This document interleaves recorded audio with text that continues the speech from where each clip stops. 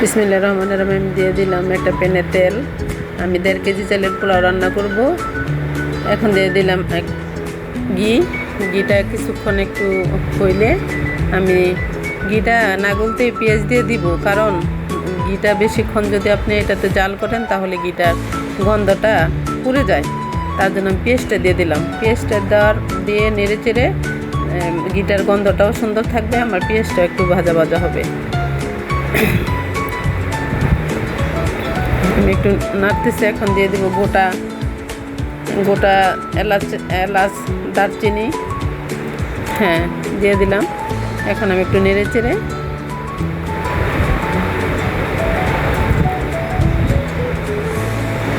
একটু বাদামি কালার হয়ে আসতেছে। এখন আমি দিব একটু রসুন একটু বেশি দিব, কারণ আমি সবসময় পোলাওতে একটু রসুন বেশি দিই। রসুনটা দিয়ে নাড়াচাড়া দিয়ে তারপর আমি অল্প একটু আদা বাটা দিব, অল্প বেশি না, অল্প একটু আদা বাটাই। যে দেখেন, রসুন যদি বেশি দেন এটা সেন্ট অন্যরকম একটা পোলাও, তো সেটা সবাই জানে না। আসলে মনে করে কি আদা দিলেই মনে হয় গন্ধকার না। এখন আমি চালটা দিয়ে দিচ্ছি।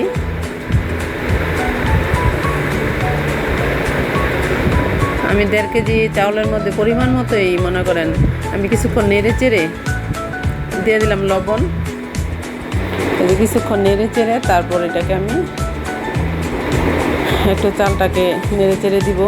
নিচের থেকে একটু হালকা ভাজা করব, অত ভাজা করব না, হালকা ভাজা করে আমি এখন পানি দিয়ে দিতেছি পরিমাণ মতো। 1.5 কেজি চাউলের যতটুকু পরিমাণ হয়, আমি আসলে কি মেপে টেপে দেই না।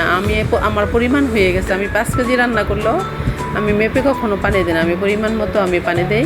এখন আমি এটাকে ঢেকে দিব। কিছুক্ষণ পরে আবার আসলাম, এই যে নাড়াচাড়া দিলাম, একটু নাড়াচাড়া দিয়ে দিবেন পানি থাকতে। যখন পানি পরে এই যে ঢেকে দিলাম, আর নাড়াচাড়া দিবেন না, একদম হয়ে আসা অবধি। এই দেখেন আমার এই পোলাওটা দেখছেন, আমি একটু নাড়াচাড়া পরে আর দেই নাই। আমার পোলাওর চালটা ঠিক একদম সুন্দরভাবে ফুটছে। দেখবেন কি এইভাবে রান্না করে দেখবেন, নাড়াচাড়া না দিলে সুন্দরভাবে ফুটে। এখন আমার পোলাওটা কিন্তু হয়ে আসছে। এখন আমি নাড়া দিব। এখন আমি নেড়ে এই যে দেখেন আমার পোলাওটা কত সফট হয়েছে, একদম সফট, জর্জরাও না, একদম পানসাও না, একদম সফট হয়েছে আমার পোলাওটা, পারফেক্ট হয়েছে। এটা নাড়াচাড়া না দিলেই পারফেক্ট হয়। যদি আপনি পানি থাকতে নাড়াচাড়া দেন, এই যে আমি একটু বেরাস্তা দিয়ে দিলাম, তা আমার পোলাওটা দেখতে খুব সুন্দর, খেতেও সুস্বাদু হবে।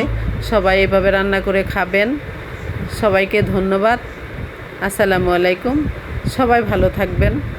এইভাবে রান্না করে খাবেন। আমার চ্যানেল সাবস্ক্রাইব করবেন।